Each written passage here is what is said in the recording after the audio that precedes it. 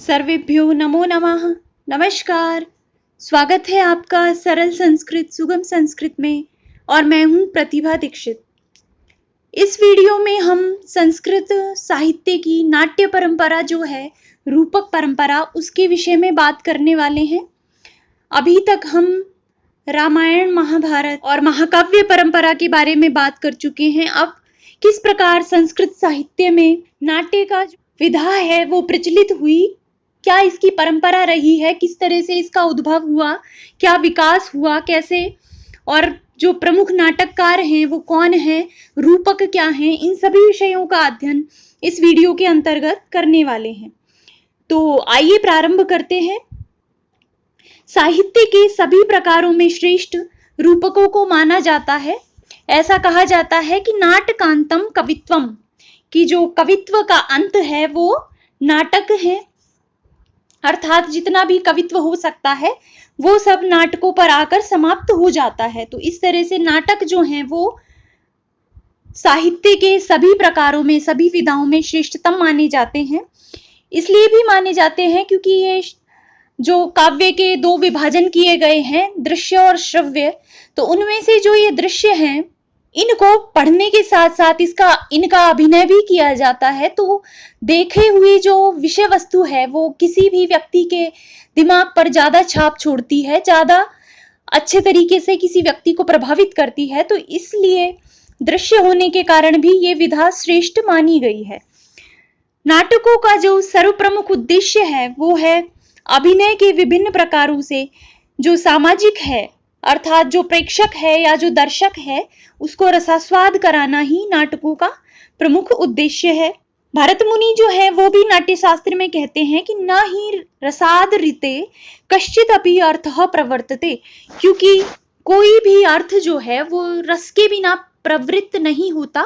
इसलिए सामाजिक जो है, जो दर्शक है, जो प्रेक्षक है, उसको रसों की अनुभूति कराना ही नाटकों का, रूपकों का प्रमुख उद्देश्य है। कालिदास ने मालविकाग्निमित्रम में नाट्य की प्रशंसा में लिखा है कि नाट्यम भिन्न रुचे जनस्य बहुधा अपि एकम समाराधनम। ये कहते हैं कि भिन्न भिन्न रुचियों वाले जो व्यक्ति हैं उनको नाट्य में अपने लिए कुछ ना कुछ अवश्य ही मिल जाता है। तो इस प्रकार की नाट्य परंपरा रही है। देखिए, आप यहाँ पर जो नाट्य मैं बोल रही हूँ उससे आप सिर्फ नाटक ना समझे, क्योंकि नाटक जो है वो रूपकों का एक प्रकार है। रूपक में इसके अतिरिक्त और भी विधाएं आती हैं, जैसा कि आप पहले भी पढ़ चुके होंगे। संभवतः आपको ज्ञात होगा कि रूपक 10 प्रकार के होते हैं और उपरूपक 18 होते हैं। तो ये सभी मिलकर नाट्य के अंतर्गत आते हैं, रूपक के अंतर्गत आते हैं। उनका एक प्रकार नाटक होता है जो किसी एक विशेष शैली में लिखा गया जो रूपक है वो नाट्य कहलाता है। जब हम यहाँ पर नाट्य की बात कर रहे हैं तो रूपक की बात कर रहे हैं, तो आप नाटक के अतिरिक्त जो और भी हैं जैसे प्रकरण है, भाण, व्यायोग, सभी को आप दिमाग में रखिए। अब जो हम कवि कर्म काव्यम की बात कर चुके हैं, वो काव्य दृश्यता के आधार पर 2 प्रकार का होता है, श्रव्य और दृश्य। इनमें से जो दृश्य काव्य है ये 2 प्रकार का होता है, रूपक और उपरूपक। तो रूपक जो है 10 प्रकार का होता है और उपरूपक 18 प्रकार का होता है। इनके जो भेद हैं उनके विषय में हम अगले वीडियो में पढ़ेंगे। यहाँ पर बस हमें इतना जान लेना है कि रूपक 10 प्रकार के होते हैं और उपरूपक 18 प्रकार के होते हैं। अब रूपक का क्या तात्पर्य है, तो इसके विषय में कहा गया है अवस्थानुकृति नाट्यम रूपम दृश्यतयो उच्यते। अवस्थाओं की अनुकृति करना, जो नट आदि हैं वो राम आदि जो पात्र हैं उनकी अवस्थाओं को अभिनय करते हैं, उनके रूप को धारण कर लेते हैं, और रूपम दृश्यतयो उच्यते, और रूप जो है उनका हमको दिखाई देता है, इसलिए इनको नाट्य कहा जाता है। दूसरा है रूपकम तत्समारोपाद दशधा एव रसाश्रयम।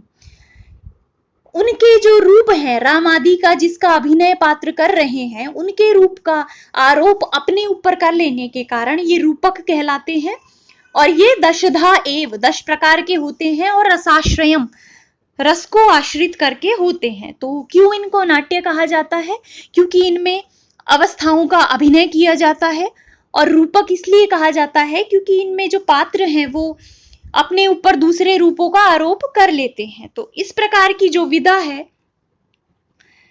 वो नाट्य और रूपक कहलाती है। तो किस प्रकार इस नाट्य विधा का उद्भव हुआ, क्या इसका विकास का क्रम है, वो सब हम इस वीडियो में देखेंगे। तो देखते हैं नाट्य का उद्भव। नाट्य का जो उद्भव है, नाट्य की उत्पत्ति है, उसके विषय में कई मत प्राप्त होते हैं, कई प्रकार की विचार सामने आते हैं। तो उनमें से कुछ समीचीन है, कुछ उपयुक्त है और कुछ मतों का आलोचकों द्वारा अत्यंत विरोध कर लिया गया है। लेकिन फिर भी सभी मतों की जानकारी हमें नाट्य के उद्भव के संबंध में होनी चाहिए। अब इनमें से चूंकि प्रश्न भी परीक्षाओं में पूछा जाता है तो इसे आप अच्छे से पढ़िए। नाट्य की उत्पत्ति के संबंध में सबसे पहला मत आता है भरत मुनि का मत, जो परंपरागत भारतीय मत है। वो क्या है? देखिए, जो भरत मुनि है वो नाट्य शास्त्र के प्रथम प्रवर्तक माने जाते हैं। नाट्य विज्ञान पर सर्वप्रथम जो ग्रंथ है वो भरत मुनि का नाट्य शास्त्र प्राप्त होता है। इसका जो रचना काल है वो ऐसा माना जाता है कि 100 ईसा पूर्व से 300 ईस्वी के बीच इसकी रचना हुई है। अब चूंकि संस्कृत साहित्य में जो लेखक हैं, जो कवि हैं, उन्होंने कोई वर्णन नहीं किया अपने काल के विषय में, तो बाह्य साक्ष्यों के आधार पर, अंतः साक्ष्यों के आधार पर इनका काल निर्धारण करने का प्रयास किया जाता है। तो ये 400 साल का जो समय है वो निश्चित किया गया है कि इसके बीच में कहीं नाट्य शास्त्र की रचना हुई होगी।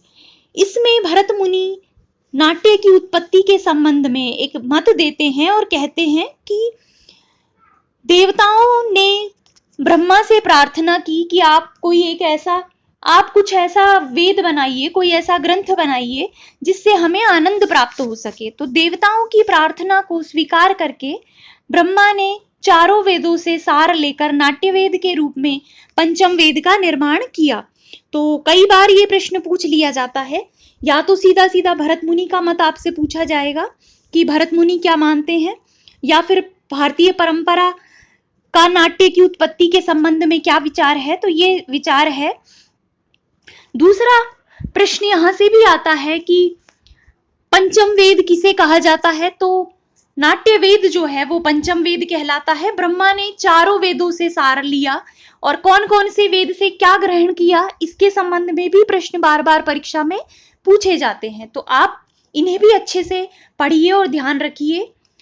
जग्राह पाठ्यम ऋग्वेदात सामभ्यो गीतमेव च यजुर्वेदात अभिनयान रसान अथर्वणात अपि, कि जो ऋग्वेद है उससे पाठ्य लिया, उससे पाठ लिया ब्रह्मा जी ने, सामवेद से गीत लिया, गान लिया, यजुर्वेद से अभिनय लिया और अथर्ववेद से रस लेकर, और इन चारों वेदों के सार के रूप में पंचम वेद नाट्य वेद की रचना ब्रह्मा जी ने की है। तो किस वेद से क्या लिया गया है इसको आप अच्छे से याद रखिए।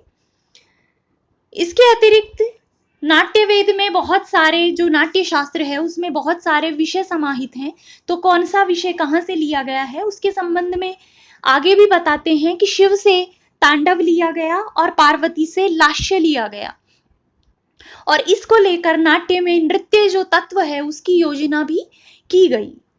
तो भरत मुनि का जो मत है वो ये है कि ब्रह्मा जी ने नाट्य वेद की रचना की।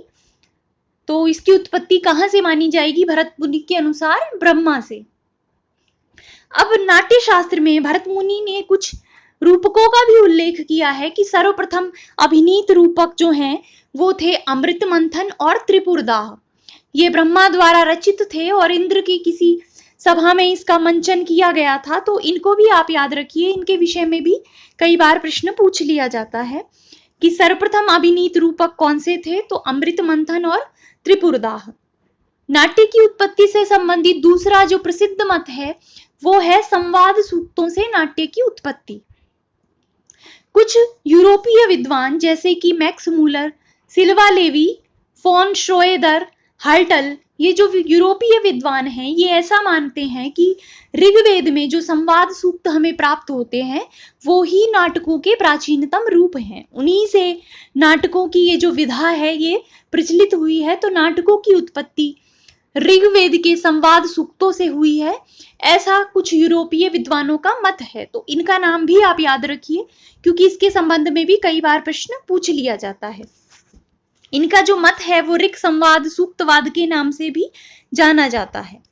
जो ऋग्वेद में प्रमुख संवाद सूक्त प्राप्त होते हैं, इंद्र मरुत संवाद, विश्वामित्र नदी संवाद, अगस्त्य लोपामुद्रा संवाद, वशिष्ठ सुदास संवाद, यम यमी संवाद, पुरूरवा उर्वशी संवाद, सरमापणी संवाद। तो ये जो प्रमुख संवाद हैं इनसे नाट्य विधा की उत्पत्ति हुई, ऐसा दूसरा मत कहता है। इनके अनुसार यज्ञों में कर्मकांड से जब पुरोहित श्रांत हो जाते थे, थक जाते थे, क्लांत हो जाते थे, उनके मनोरंजन के लिए और जो दर्शक होते थे उनके मनोरंजन के लिए इन संवाद सूक्तों को बीच में रखा गया।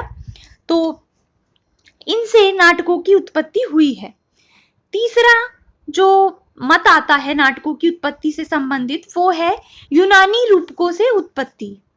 इस मत के जो समर्थक विद्वान हैं वो हैं वेबर और विंदिश। इनको भी आप याद रखिए, कई बार इनका भी नाम पूछ लिया जाता है।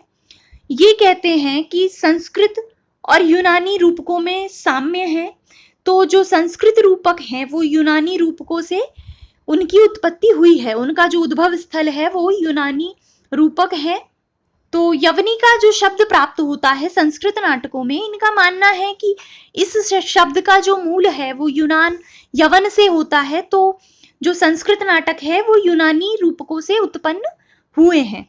लेकिन इस मत की तीव्र आलोचना हुई। जो इसके प्रमुख आलोचक हैं वो हैं पिशेल और कीथ। वो बहुत सारे अपने तर्क प्रस्तुत करते हैं कि देखिए यूनानी रूपकों में और संस्कृत रूपकों में बहुत ही असाम्यता है, तो यूनानी रूपकों से संस्कृत रूपकों की उत्पत्ति नहीं मान सकते, क्योंकि जैसे यूनानी रूपकों में unity of time, unity of space ये जो है वहां पर ये संस्कृत रूपकों में दिखाई नहीं देती, क्योंकि यहाँ पर तो एक व्यक्ति के पूरे जीवन चरित्र का वर्णन किया जाता है। दूसरा, जैसे वहां पर कोरस मिलता है यूनानी रूपकों में, संस्कृत में ऐसा कोई कोरस का उल्लेख प्राप्त नहीं होता। तो ऐसे बहुत सारे मत इन्होंने, पिशेल ने और कीथ ने प्रस्तुत किए और इन्होंने इनके मत का प्रबल विरोध किया कि यूनानी रूपकों से जो संस्कृत रूपक हैं उनकी उत्पत्ति नहीं हुई है। चौथा जो नाट्य की उत्पत्ति से संबंधित सिद्धांत है वो है पुत्तलिका नृत्य सिद्धांत। जैसा कि इसके नाम से ही स्पष्ट है, पुत्तलिका नृत्य सिद्धांत का तात्पर्य है कि जो पुतलियों का नृत्य है, जो कठपुतलियों का नृत्य है, उससे संस्कृत नाट्यों की उत्पत्ति हुई है। इस मत के जो समर्थक हैं जिन्होंने ये मत प्रस्तुत किया है वो हैं डॉक्टर पिशेल।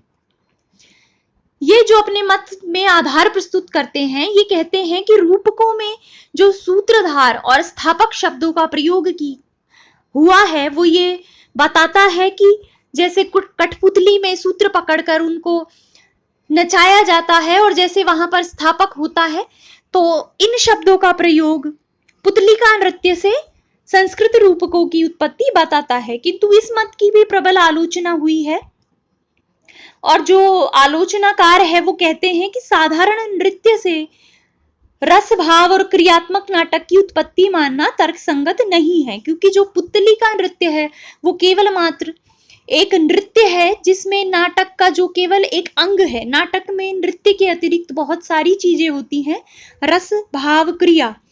तो नाटक जो है वो अधिक व्यापक है, तो उसकी उत्पत्ति पुत्तलिका नृत्य से नहीं हो सकती। तो इस प्रकार की आलोचना इस मत की जाती है। पांचवा जो मत प्रस्तुत किया जाता है यहाँ पर वो है मृतात्म श्राद्ध सिद्धांत। इसको वीर पूजावाद भी कहते हैं। इसको प्रस्तुत करने वाले जो थे वो हैं डॉक्टर रिजवे। ये कहते हैं कि मृत लोगों के प्रति अपनी श्रद्धा प्रदर्शित करने के लिए रूपकों की रचना की गई और ये ही नाटकों की उत्पत्ति का, नाट्यों की उत्पत्ति का कारण है। जैसे ये कहते हैं कि जो राम से संबंधित कथाएं संस्कृत में लिखी गई, जो श्री कृष्ण से संबंधित कथाएं लिखी गई, वो उनके प्रति श्रद्धा प्रदर्शित करने के लिए लिखी गई और इससे ही फिर नाट्यों की उत्पत्ति हुई। लेकिन इस मत का भी प्रबल विरोध किया जाता है और कहा जाता है कि इससे जो संस्कृत के रसात्मक सुखात्मक रूपक हैं उनकी सिद्धि नहीं हो सकती। जैसे बहुत सारे यहाँ पर प्रणय से संबंधित नाटक प्राप्त होते हैं, अभिज्ञान शाकुंतलम है, मालविकाग्निमित्रम है, तो इनमें कोई मृत व्यक्ति नहीं है, तो इनमें किनके प्रति श्रद्धा समर्पित की गई। तो ऐसा कहकर कि चलिए मान लेते हैं कि दुखांत नाटक जो है उनकी उत्पत्ति तो मृत लोगों के प्रति श्रद्धा समर्पित करने के लिए हुई, लेकिन फिर सुखात्मक जो रूपक हैं उनकी सिद्धि नहीं होती इस मत से, तो इस मत को भी अस्वीकार कर दिया जाता है। छठा जो मत है वो है उत्सव सिद्धांत, पर्ववाद।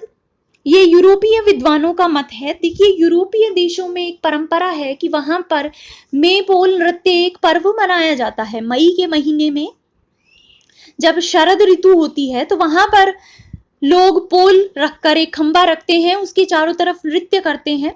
तो कुछ यूरोपीय विद्वानों का ऐसा मत है कि वो जो मेपोल नृत्य है वो ही रूपकों का प्रथम रूप है और वहां से ही रूपकों की उत्पत्ति हुई है।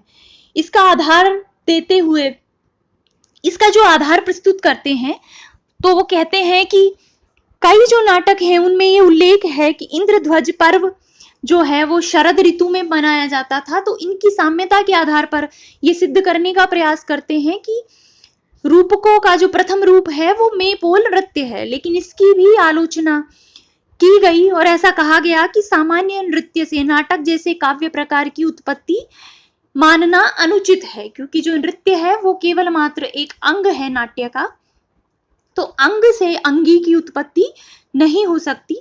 तो इस मत का भी विरोध कर दिया जाता है, आलोचना की जाती है।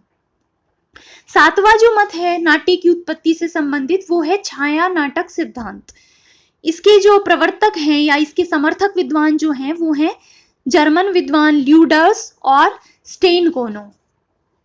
ये कहते हैं कि छाया चित्रों से संस्कृत रूपकों की उत्पत्ति हुई है और इसकी आलोचना करने वाले जो विद्वान हैं वो ये कहते हैं कि संस्कृत में जो छाया रूपक हैं उनकी संख्या नगण्य है। तो बहुत कम नाटक जो हैं, बहुत कम रूपक हैं जो छाया रूपकों के रूप में लिखे गए हैं। तो आप ऐसा नहीं कह सकते कि छाया चित्रों से संस्कृत रूपकों की उत्पत्ति हुई है। तो इस मत का भी विरोध किया जाता है। तो इन सारे मतों को पढ़ने के बाद, समझने के बाद अब हम ये देखते हैं कि इनमें से जो सर्वाधिक उपयुक्त मत है, जो सर्वाधिक समीचीन मत है, जो ज्यादातर विद्वान स्वीकार करते हैं और जो हमें भी तर्कसंगत लगता है वो क्या है। तो इनमें से दो जो मत हैं वो थोड़े समीचीन प्रतीत होते हैं। पहला जो भरत मुनि का मत है वो भी सही लगता है और दूसरा जो संवाद सूक्तों से नाट्यों की उत्पत्ति है वो भी थोड़ा सही लगता है। लेकिन सर्वाधिक उपयुक्त जो मत है वो है भरत मुनि द्वारा प्रतिपादित मत। ये मत जो है वो नाटकों की सर्वांगपूर्ण व्याख्या करता है, किसी एक अंग की या किसी एक पक्ष की विवेचना नहीं करता। ये नाटकों के सभी जो अंग हैं उनके बारे में बताता है कि ये यहां से लिया गया, नाट्यवेद में ये इस तरह से लिया गया। तो सर्वांगपूर्ण व्याख्या के कारण ये जो मत है ये सर्वाधिक उपयुक्त प्रतीत होता है। तो ये नाट्य के उद्भव से संबंधित कुछ सिद्धांत हैं। अब संस्कृत नाट्य के विकास के कुछ संकेत हमें प्राप्त होते हैं। किन्हीं कवियों ने, किन्हीं वैयाकरणों ने, किन्हीं लेखकों ने कुछ संकेत किया है। जब देखिए भास के बाल तो एक नाट्य परंपरा चली आ रही है, लेकिन उससे पहले भी कुछ नाटक हुए, कुछ रूपक हुए, कुछ नाट्य हुए, तो वो हमें प्राप्त नहीं होते, लेकिन उनके विषय में कुछ संकेत प्राप्त होते हैं कि ये जो नाट्य परंपरा है ये चली आ रही थी और फिर इसका जो उत्कर्ष हुआ, इसका जो विकास हुआ वो भास के बाद हुआ। तो बीच में जो समय था नाट्य का, उसके संकेत किन किन लेखकों के द्वारा किए गए हैं, किन किन कवियों के द्वारा किए गए हैं, तो उसके विषय में बात करते हैं।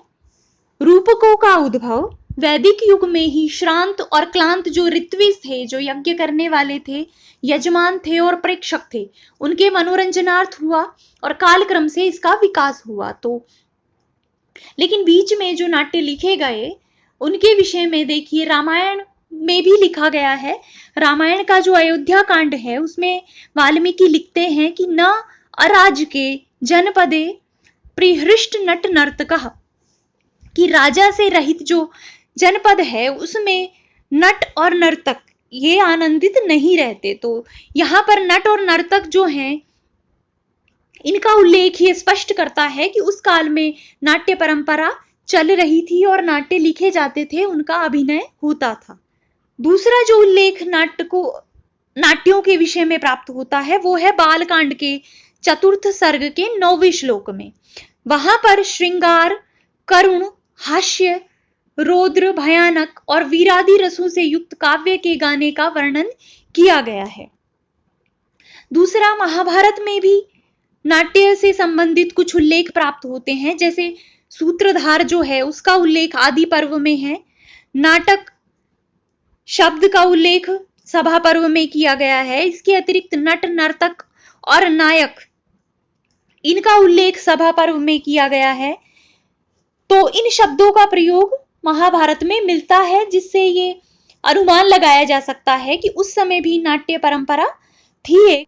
इसके अतिरिक्त विराट पर्व में रंगशाला का विवरण मिलता है। हरिवंश पर्व में नाटकों के अभिनय का विवरण मिलता है। महाभारत के पश्चात जो महर्षि पाणिनि हैं वो भी अष्टाध्यायी के 2 सूत्रों में क्रमशः नट सूत्र के 2 लेखकों का उल्लेख करते हैं, शिलाली और कृशाश्व।